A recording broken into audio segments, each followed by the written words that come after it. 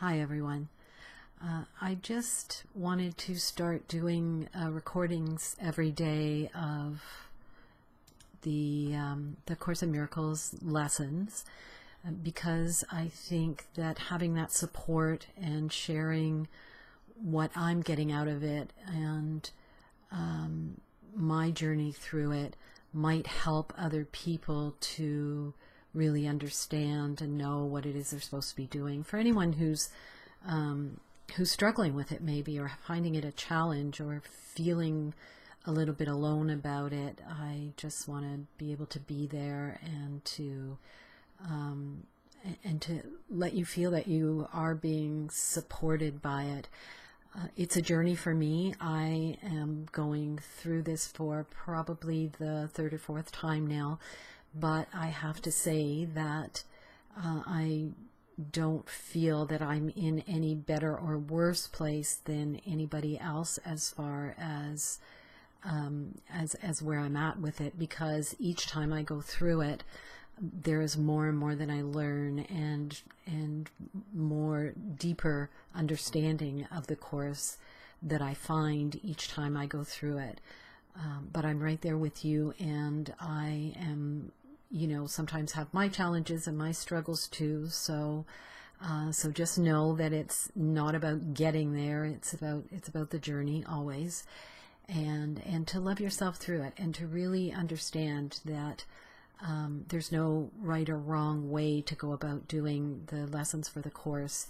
It really is and should be something that's a natural, organic journey for you, and what feels best for you. So what I'd like to do is start by reading the introduction to the actual book, because I think that really sums up everything that the book is about, and the foundations and really what it is that the Course is trying to teach. So the introduction reads, "This is a Course in Miracles. It is a required course. Only the time you take it is voluntary. Free will does not mean that you can establish the curriculum. It means only that you can elect what you want to take at a given time. The Course does not aim at teaching the meaning of love, for that is beyond what can be taught. It does aim, however, at removing the blocks to the awareness of love's presence, which is your natural inheritance. The opposite of love is fear, but what is all-encompassing can have no opposite. The Course can therefore be summed up very simply in this way. Nothing real can be threatened. Nothing unreal exists. Herein lies the peace of God." So that being read, it's something to remember as you go through the Course and do the lessons each day. As far as an introduction to the lessons, what I really want to say is the Course stipulates, for want of a better word, the Course stipulates that to do only one lesson per day, and I really, really recommend that. As far as there being rules about it, there really aren't any, but I really do recommend that you stick to one lesson a day, because you want your focus to be on that one lesson, and there is really a method in the order of the lessons and what it is that they're teaching us, and mainly the first section of lessons is teaching us really how to undo many of the things that we think we know. So undoing a lot of the illusion, a lot of the untruths that we carry around with us, and really showing us how to change the perspective and how to let go of preconceived ideas about everything. All I want to say is be gentle with yourself. If you miss a lesson or miss a day, don't worry about it. You can pick it up the next day, the next week, the next month. It really is, as the introduction says, the time you take it is the only thing, the really the optional thing. So I really want you to understand that It's not like we're in school where you have to finish a specific curriculum within a certain amount of time and you get your mark at the end, or you get your brownie points, or whatever it is. It really is, you go at the speed that you are ready to go at. You learn at the rate that you are ready to go at. What you take in is what you are ready to take in any given moment. I think the first time I did the course, I'm not sure how much I took in at all. It might have been a teeny tiny little bit. But the point is, I was showing up and I was doing it when I could, when I was open to it, and I allowed myself to just go into the experience at the level that I was ready to go into it. And that's all we can ask of ourselves, and we should be gentle with ourselves on any other level as far as that goes. So I'm going to, without further ado, I'm going to read the first lesson. And I just want to say, especially beginning with this first lesson, try not to read too much into it. Take it very literally. Do exactly what it's asking you to do. And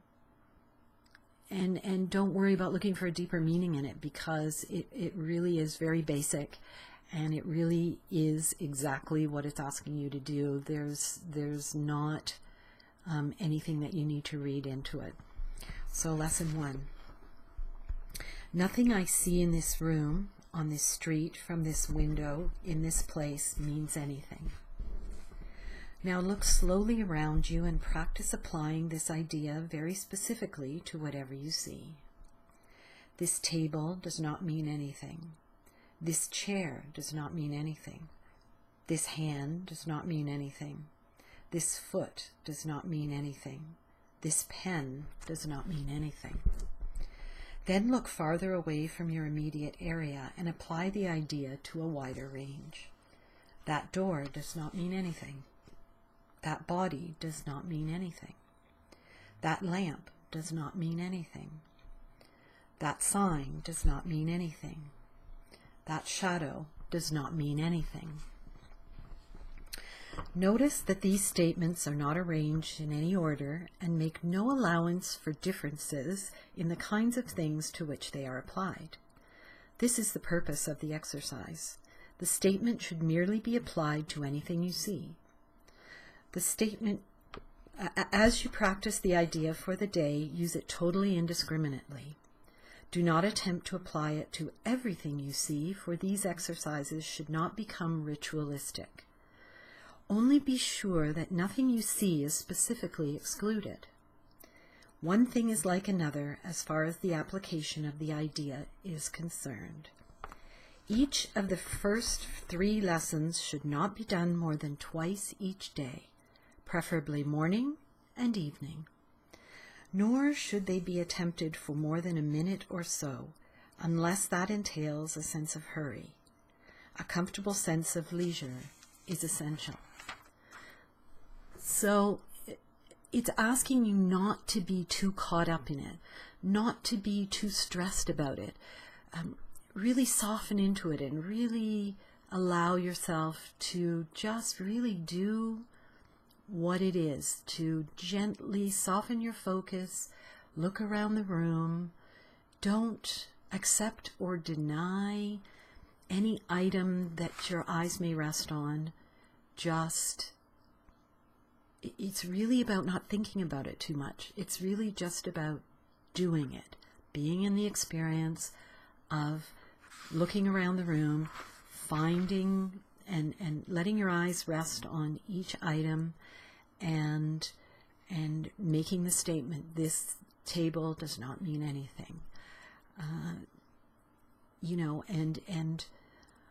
Sometimes people make little index cards so that they can remember it throughout the day, put it on your fridge, carry it around with you as you go through your day. For this particular lesson, because they're only asking you to do it in the morning and in the evening, you probably don't need to do that, but further down the line you might want to do that.